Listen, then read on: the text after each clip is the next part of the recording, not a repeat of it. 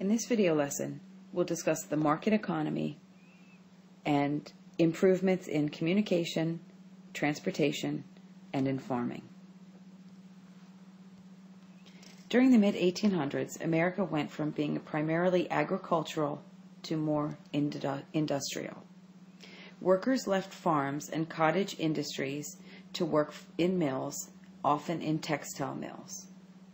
Farmers were more efficient after shifting from self-sufficiency to specialization, which meant that they were growing only one or two cash crops that they could sell at home or abroad.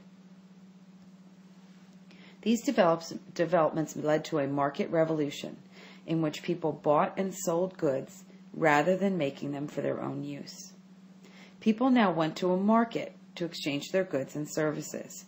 They no longer needed to be self-sufficient, and the open market allowed the American economy to grow. U.S. economic growth depended on an economic system called capitalism. Capitalism is defined as private businesses and individuals who control the factors of production and use them to earn profits. The factors of production include factories, machines, land, labor, technology, and capital, which means money. Francis Cabot Lowell pooled money with other investors to create and open the textile mills in the Northeast. Investors, often called entrepreneurs, risk their own money in these new industries. And they can make a lot of money, but they also assume all of the risk, and sometimes the risk does not pay off. Charles Goodyear died in debt after developing a system of vulcanizing rubber and developed the process of vulcanization. And he was not as successful in life as his name brand has become after he has died.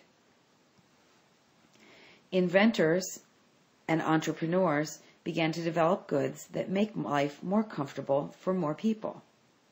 Charles Goodyear, the example from the previous page, developed the process of vulcanization, which prevented rubber from freezing or melting, and it began to be used in tires, and that's what we know as Goodyear tires of today. Sewing machines, patented by Elias Howe, was first used in shoe factories. And then I.M. Singer's addition of the foot treadle to the sewing machine, as seen here in this picture, reduced the time that it took to sew garments and leads to factory production of clothing. The cost of clothing as a result declined by 75%, and more people could afford store-bought clothing. In communications, Samuel F.B. Morse created the telegraph in 1837 to carry messages tapped in code across copper wire, and the code looks like this. Morse began his communication system using 10 miles of copper wire. The government gave him $30,000 to increase it to 40 miles. The first message went between Baltimore and Washington, D.C., and we will decipher that message in class when we discuss the telegraph. Using a system of dots and dashes, messages could be tapped out across the country. Trains were the first communication network or transportation network to use the telegraph to keep schedules and to relay updated prices. Businesses also used the device to transmit orders and relay up-to-date information about prices and sales. By 1854, there were 23,000 miles of telegraph wires crossing the country. There was also better and faster transportation initiatives. This became essential to the expansion of agriculture and of industry in the United States. Robert Fulton invented the steamboat, and his Claremont, pictured here, made the 150-mile trip from up the Hudson River from New York City to Albany in 32 hours.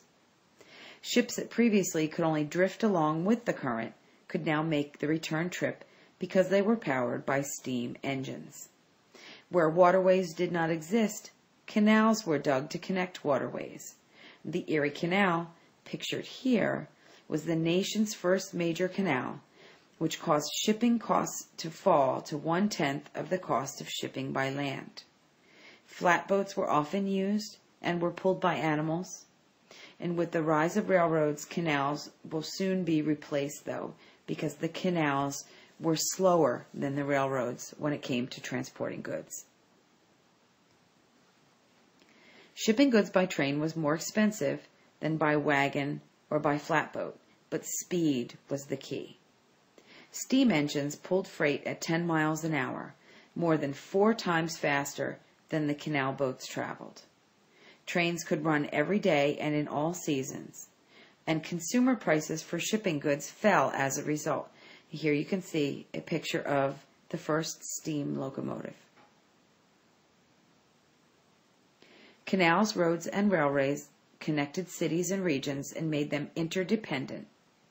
The National Road, which had been begun in 1811, opened up western travel as far as Springfield, Illinois, and so people are going to continue to move west and be able to start businesses there and ship their goods back east.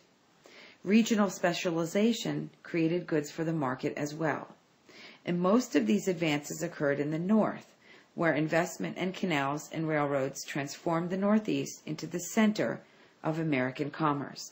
Remember, the North is mostly industrial, and the South remains primarily agricultural.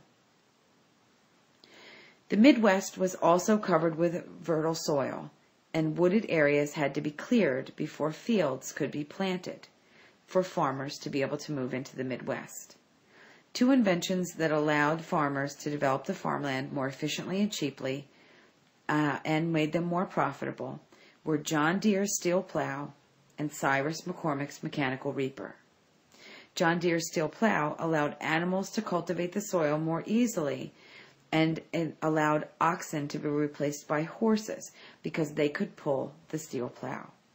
Cyrus McCormick's mechanical reaper also did the harvesting of 5 men and allowed farmers in the Midwest to more efficiently and more cheaply farm the large areas of land they were moving on to in the Midwest. And we'll talk more about the inventions and the impact on the market economy in class.